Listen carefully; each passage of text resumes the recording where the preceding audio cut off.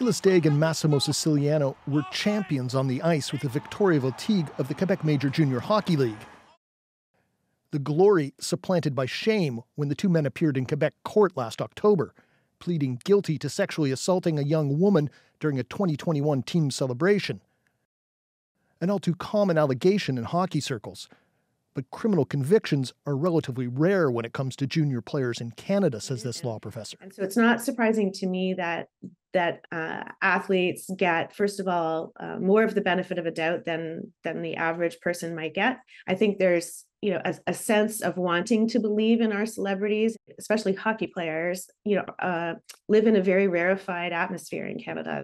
Sexual assault is a vastly underreported crime in Canada, and even when allegations are brought to police, many investigations end without charges. CBC News found 47 publicly reported cases where young hockey players were charged with sexual assault dating back to 1989. 7 of those cases ended with a guilty verdict, a conviction rate of just 15% for the small sample. That's far below the average conviction rate of 42% for all sexual assault cases which make it to court, according to Statistics Canada. The numbers may not tell the whole story. An accusation isn't the same as proof, and Canada's justice system presumes innocence. But Gilbert says fame, status, and financial resources may give players an advantage in such court cases.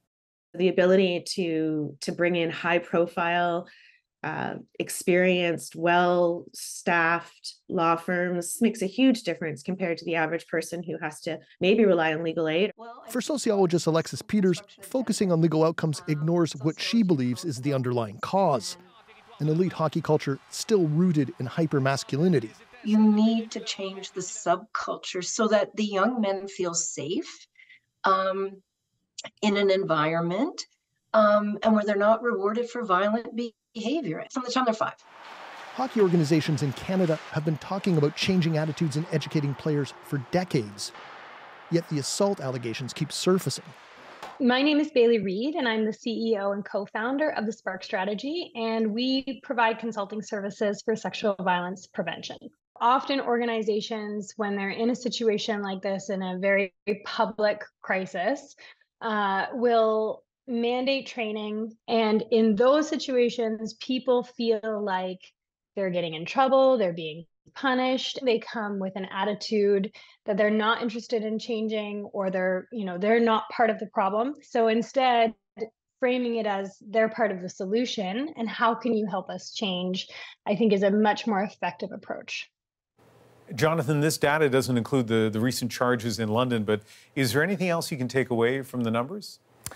That's true, Ian. We're talking about only completed cases here. And looking back over 35 years, there are perhaps fewer sexual assault charges and guilty verdicts than people might imagine. But there is one data point worth noting here.